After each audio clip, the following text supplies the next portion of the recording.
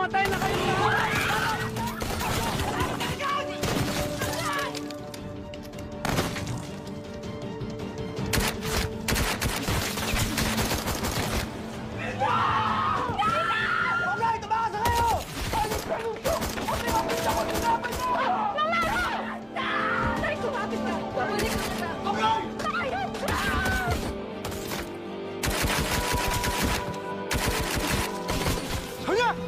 Tagal namin kayong pinaghahanap! Dito lang pala kayo nagtatakong mga aking pero! Hayop ka kita! Agahan mo na!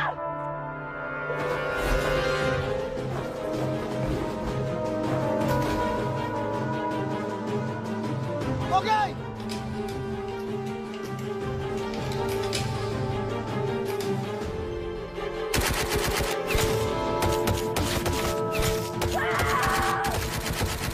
Ayop ka, demonyo ka! Pagbabayaran mo lahat ng mga kasalanan mo. Sige na, umalis na kayo! Bitbitin niyo yan!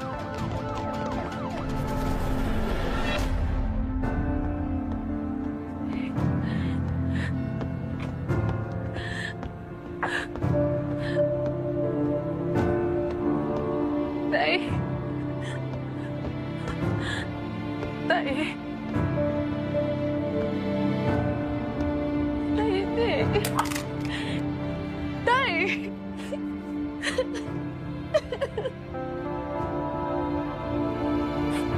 Tay!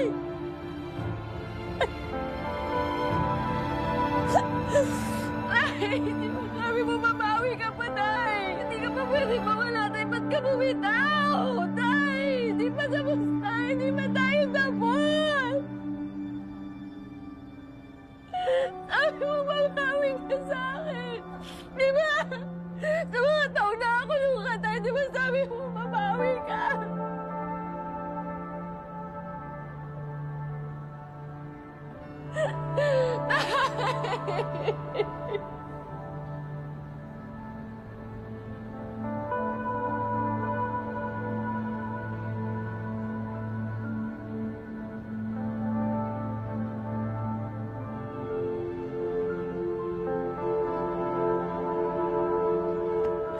Jonah, tumawag ka na ambulansya, please, Jonah.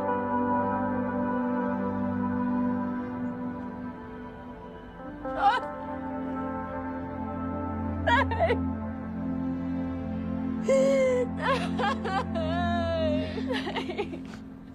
Hungay.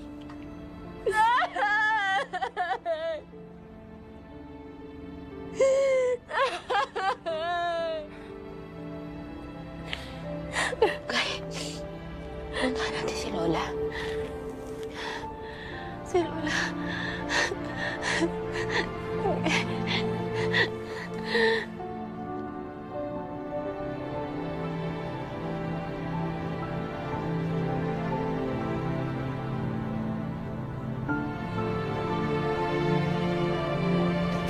Nay!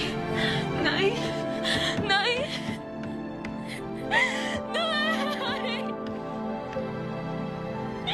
Nay!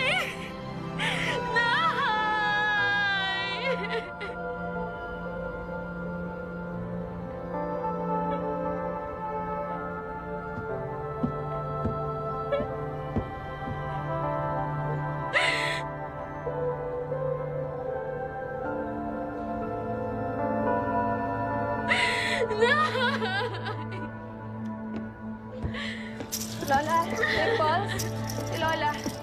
Lola?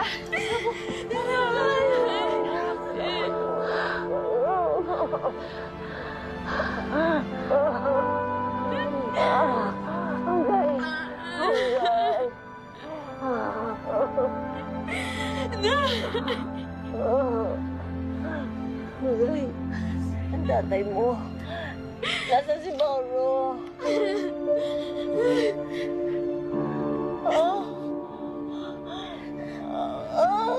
Anak ko wala na. Anak ko.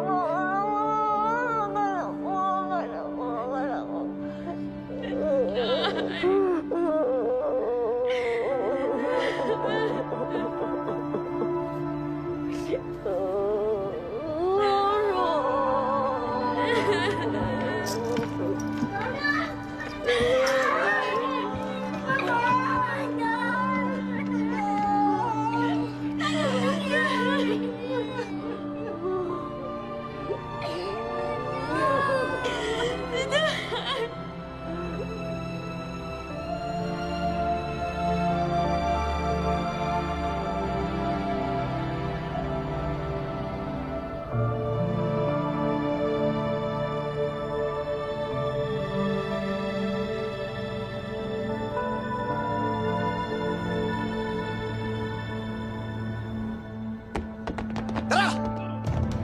Pagkaroon niyo ng tarantadong yan! Ramon, andyan na sila Tanggol.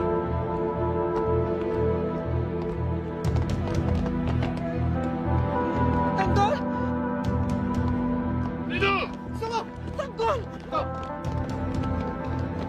Sino na naman yung kasama niyo?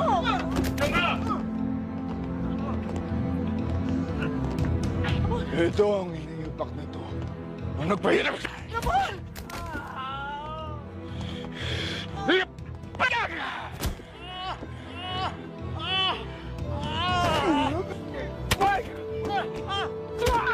Ramon, tama na! Ayan!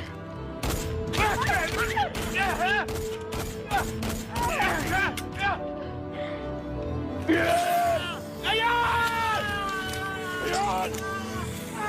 Ayan! Sigaw! Sigaw!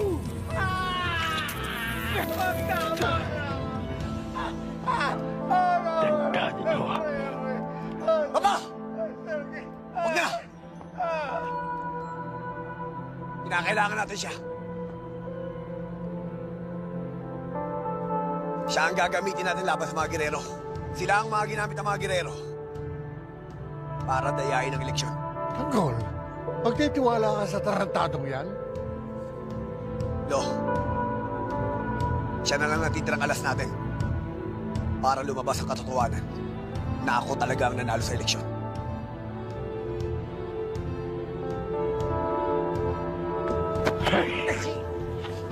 Habang nandito ka, araw-araw ko sa'yo ipararamdam ang impyerno!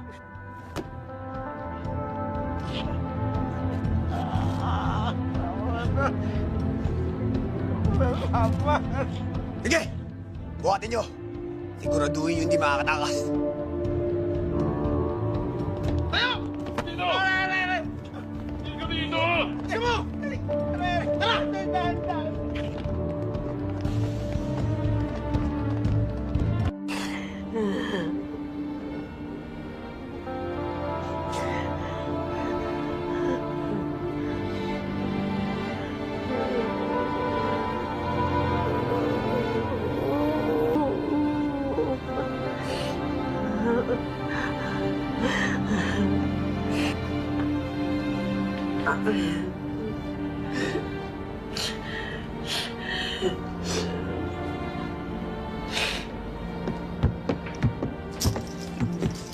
Garcia, dinala namin sa morgue ang katawan ng biktima.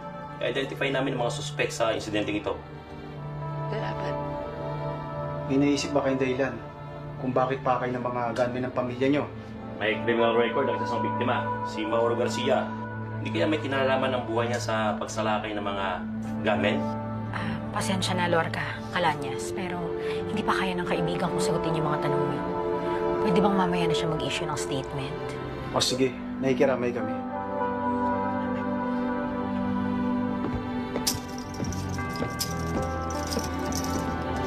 Ronggay, delikado na tayo dito. Makabalikan tayo. Oh. Pero saan naman tayo pupunta, La? Lola, Ponggay, kung gusto niyo, doon muna kayo sa amin. Oo nga, Ponggay. Tama si Pati. Doon muna kayo sa bahay. Kasi naman tayo doon. Maraming salamat. Walang anuman. Napakalaki ng utang na loob namin sa magulang niyo. Tara, tulungan namin kayo mag-impake. Salamat.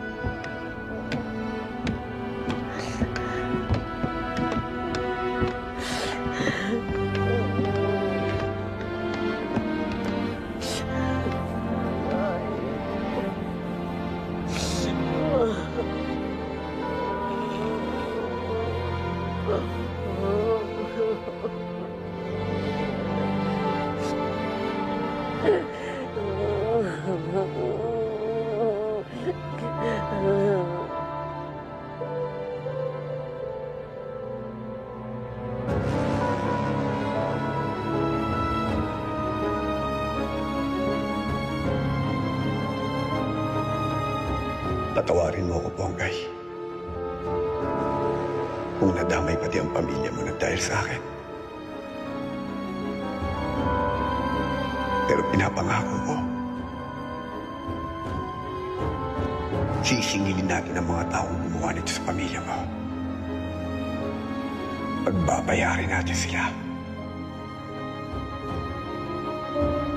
Hindi ako titigil hanggat di ko nabibigyan ng hustisya ang pagkamatay ni Mang Mauro.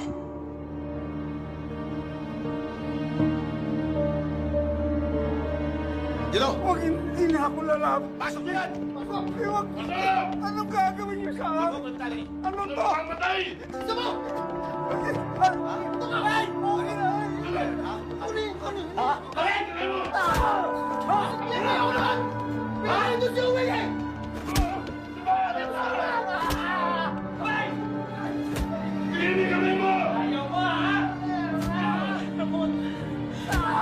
Baka na kaya, patigilin mo na kaya sila. Baka mapatay pa nila yung tao eh. Hayaan mo na sila. Rapat lang yan sa lahat ng kaayubang ginawa niya sa atin.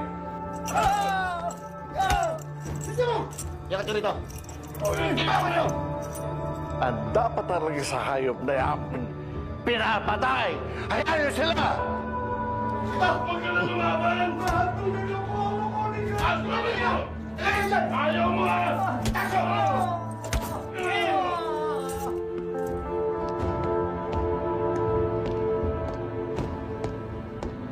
Tanggol! Matagal ko nang inahanting yan, anak. Saan mo nakita ang Lucio na yan? Nagpunta kami kay Ponggay. At pagkatapos biglang dumating ang tatay niya, si Mang Mauro. May pinakitang ebidensya laban sa mga Guerrero. Dahil doon siya ngayon nagtatrabaho.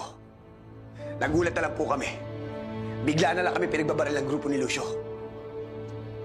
Ang masakit nun, namatay ang mga magulang ni Ponggay. Ano?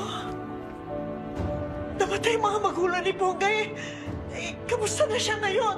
Nasaan siya? Naaawa ko sa kanya. Nang dahil sa akin nadamay siya. Nadamay siya sa lahat ng mga kamalasan na pinagdadaanan ko. Pero anak, huwag mo na masisihin ang sarili mo. Wala ka namang kasalanan doon. Pero Nay, lahat ho ng mga taong dumidikit sa akin. Napapahamak at nasisira ang buhay. Lahat ng tumutulong sa iyo sa laban, alam nila ang panganib na dapat nila harapin. Kaya huwag mong sisihin ang sarili mo. Ako ang target ng mga Guerrero. Nadamay lang ang pamilya ni Ponggay. Hindi. Yung mga Guerrero na yan na may kasalanan. Tanggol, anak. Mabuti pa ang gawin mo na lang ngayon. Alalayan mo si Ponggay. Huwag mo siyang pababayaan. Kailangan iparamdam mo sa kanya hindi siya nag-iisa.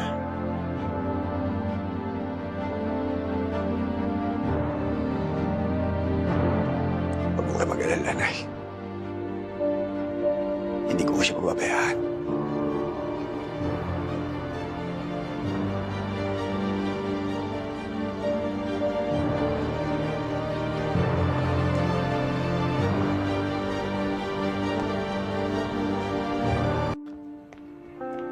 Pasok kayo. Ay, Si Lola din po. Bes, sige na. Okay na kami dito. sige, miss na ako. Basta magte-text ka ha. Oh, dito muna kayo ha. Aayusin na po namin yung tutulugan niyo. Basta pwede kayong magtagal dito, ha? Salamat ah. Wala yun.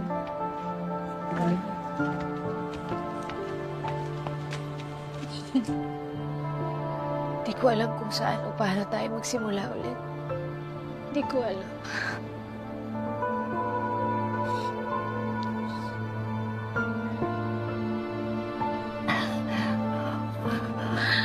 Ponggay, Apo, ang mabuti pa. Magpakalayo-layo ka na dito. Sa dami ng napatay ninyo, baka malapit lahat. Balik kayo ng mga nakalaban ninyo. Lola, hindi ko kayo iiwan ni Dimples. Ano ba sinasabi mo? Ingat ka. Hindi, Ponggay. Masyado nang delikado kung dito ka rin maglalagi. Ako nang bahala kay Lola Flory. Hindi ko siya papabayaan.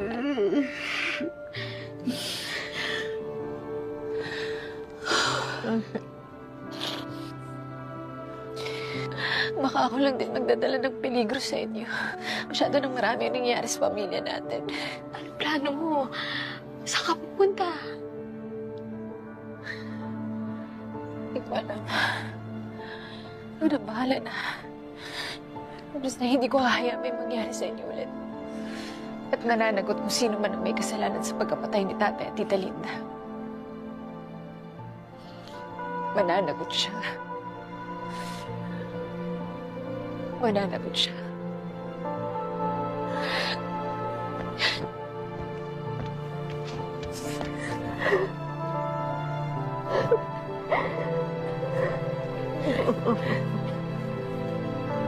Mag-iingat ako. Mag-iingat ako. Mag-iingat ko.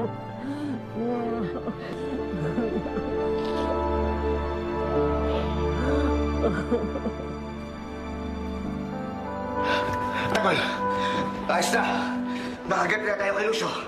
Kulang pa yan! Ngayon, pagbabayaran niya ngayon ang lahat ng mga kawalang iyan niya.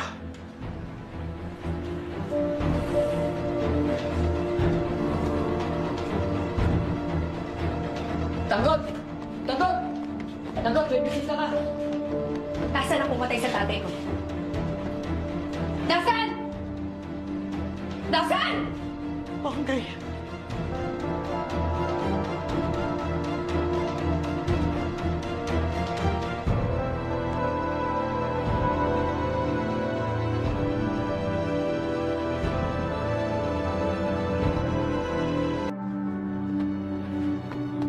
Tawa na, papahingay niyo naman.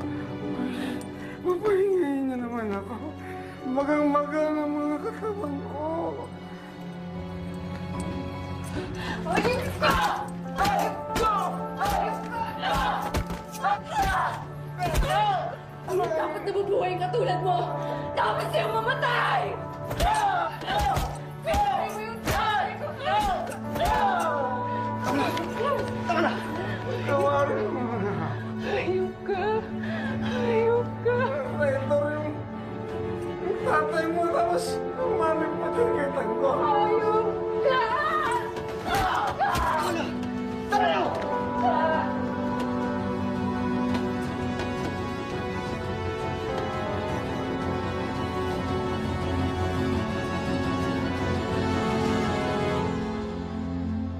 Ito nga pala lahat ng informasyon na nakalap ko tungkol kay Titi.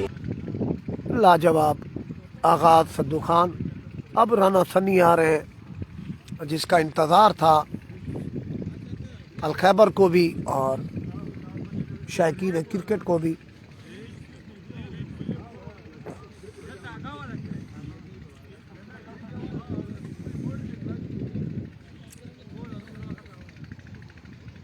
उनतीस रन है, छठा ओवर है, 2 बॉलें हो चुकी हैं। 30 run, sorry 30 रन, छठा ओवर है और 2 खिलाड़ी आउट हैं। दोनों भाई आउट हैं, दोनों भाई आउट हैं, आकिब और बासित।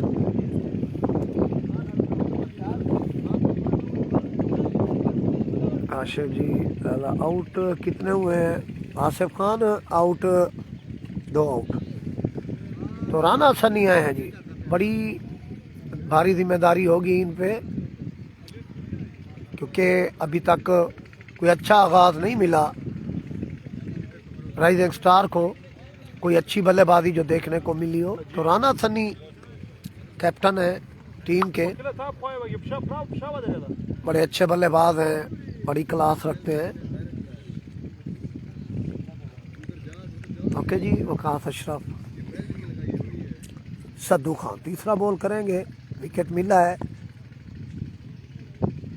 पुरएतमाद होंगे और ये बिल्कुल ये चीज़ बाउंड्री आएगी। ये चीज़ कब से देखने को तरस गई थी आंखें राइजिंग स्टार के शौकीन को उनके पवेलियन में बैठे खिलाड़ियों को।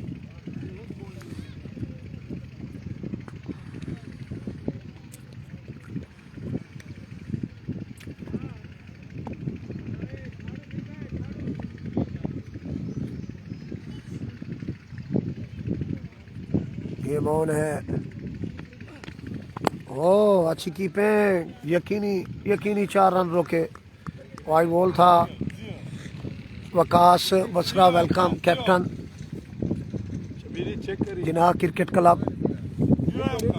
वेलकम। फाइनल मैच है।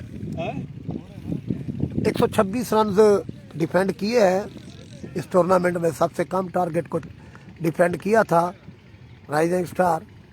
तो इस चीज से ये साबित होता है कि अभी तक जो बल्लेबाज हैं इनके वो अच्छी बल्लेबाजी नहीं कर रहे।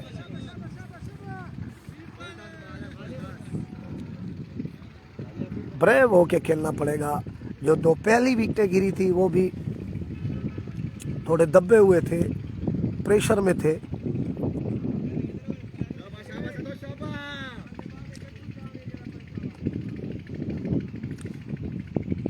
Game on. सद्दू खान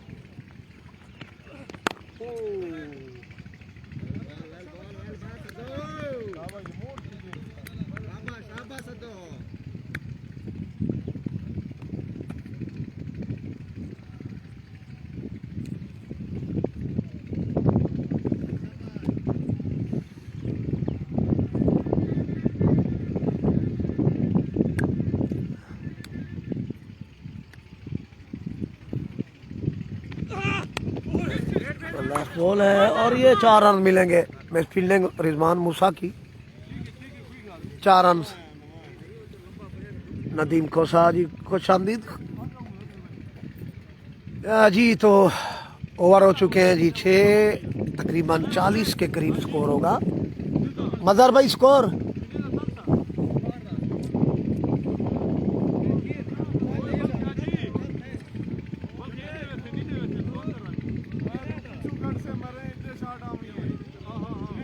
39 रन है जी। 39 रन है।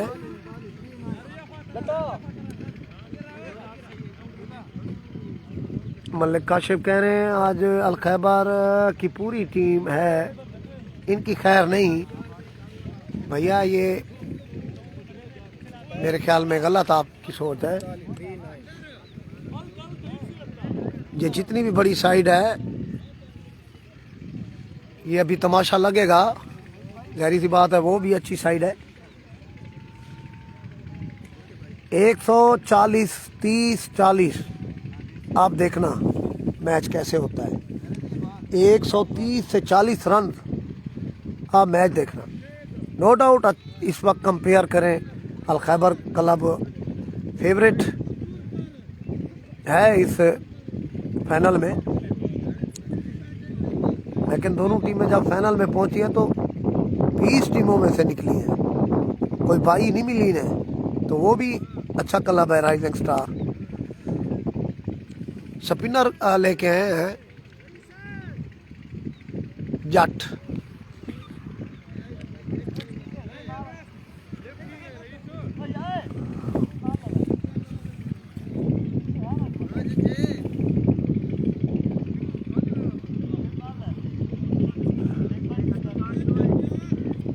आप किसी को सपोर्ट ना करें।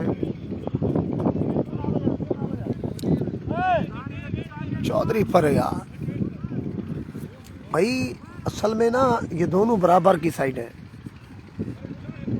ये मैच एक तरफा नहीं होगा, ये बता रहा हूँ। ये मैच होगा। तो गेम ऑन है और इस वक्त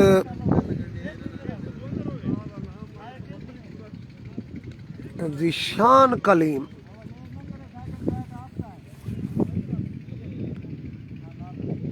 वालेकुम सलाम शहजाद खान शेयर करते जाएं। पहला बॉल करने आए हैं जमशेद जट।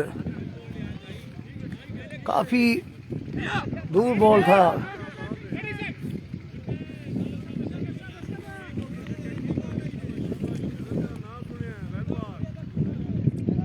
फैजी बलोच KCC जिंदाबाद।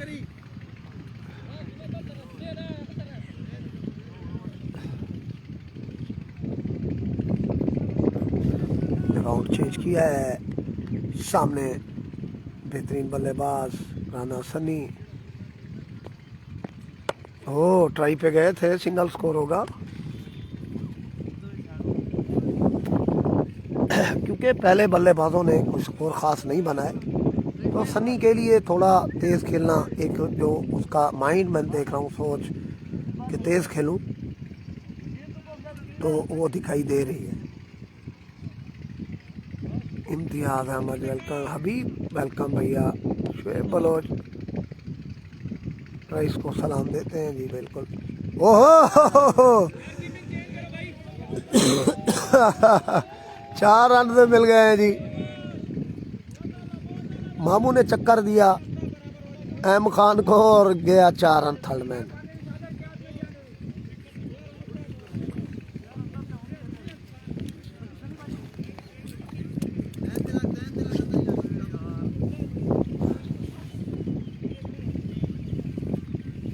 एक 7वां ओवर 44 रन है।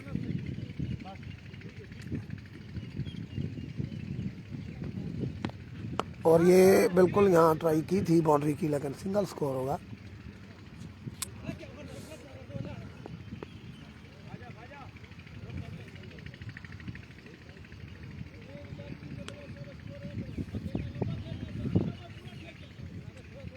अब्दुल रशीद जी बताते हैं तकरीबन 45 रन हैं, 7वां ओवर है।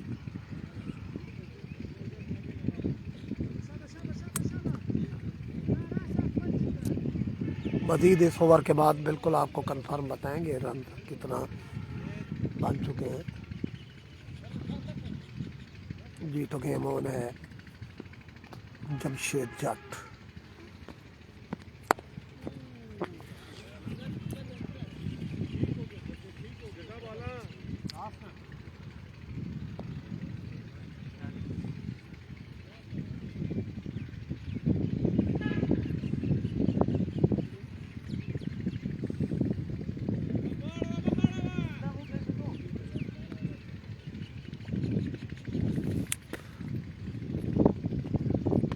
ओहो नीचा रहा बॉल, लेकिन बैटर के लिए बैटर रहा। 7 ओवर रन। मामू हर ओवर के बाद ना रन बता दिया करें यार। 48 7 में 48 रन। केनाल एंड से बॉलिंग पे आए हैं मुजम्मिल। लेफ्टी बल्लेबाज है, राइट ऑफ ब्रेक बॉलर।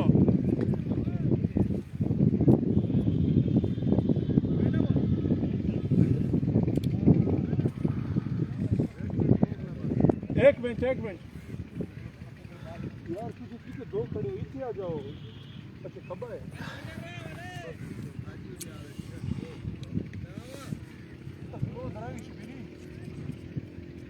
बाल निकल जानी है।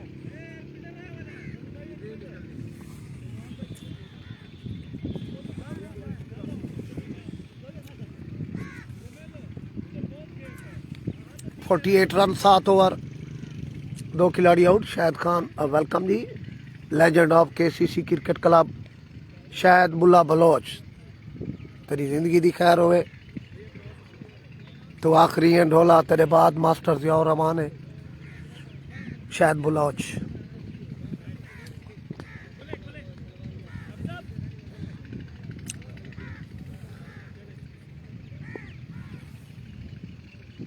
जी। तो गेम ऑन। ओह फिर से ये बॉल, 2 रन तो बिल्कुल बनेंगे।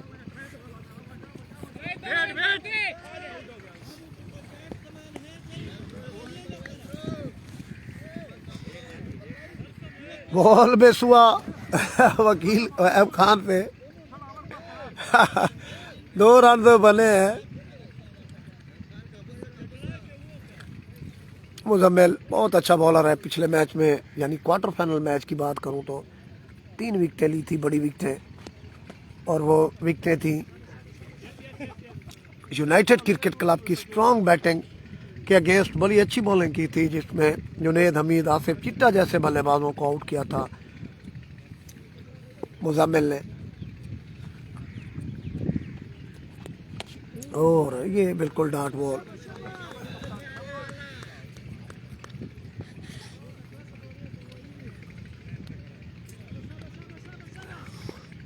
आठवां ओवर जारी है, 50 रन हो चुके हैं।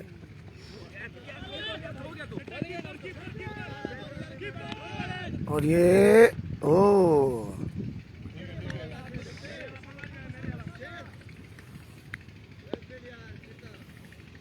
अब्दुल रऊफ वेलकम, मुस्ताद अब्दुल रऊफ कुरैशी वेलकम, अमजद पवार, अजमल पवार जी लेजेंड ऑफ पी जगी मोड, खुश आमदीद। फाइनल मैच है, चैंपियन बनेगा कौन? जिद्दोजहद, मेहनत, स्किल्स आजमाते हुए खिलाड़ी, जो उनमें टैलेंट है, क्वालिटी है। और ये बिल्कुल यहाँ कैच आया, यहाँ यारू लोनी बिल्कुल आसानी से कैच, तो सनी को भी जाना पड़ेगा। गैर जिम्मेदाराना शॉट था सनी का, क्योंकि आप आए हो, आप पे बड़ी जिम्मेदारी है। तो आपने पहला ही बॉल खेला मुजम्मिल का और आपने ट्राई की छक्के की, तो आपको अभी स्टे करना चाहिए था। अल्लाह अकबर।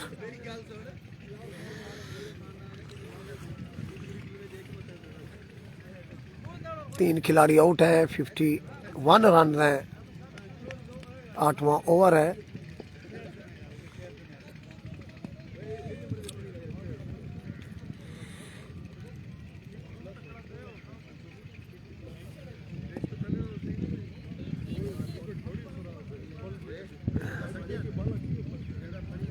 थैंक यू अब्दुल रऊफ कुरैशी, शाहिद खान, एम खान। अगर आपसे कीपिंग करोगे तो मैच नहीं जीत सकते। ओके हो गया जी शाहिद भाई।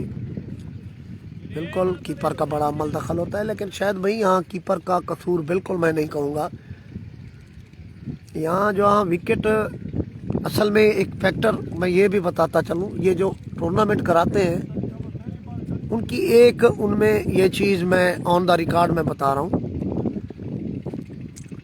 तो जितने भी मड विकेट है ख़ास तौर, तो वो विकेट पे ज़्यादा तवज्जो देते हैं, विकेट पे ही तवज्जो देते हैं। बाब खेलना जो यही है।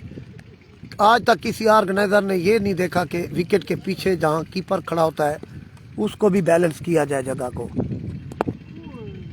कभी नहीं देखा। किसी भी ग्राउंड में मैंने अभी तक नहीं देखा जहाँ अनफिट होते हैं बड़े कीपर। हमेशा जैसे विकेट आप बनाते हैं खेलने के लिए, कीपर को भी एक अच्छी जगह बना के दें।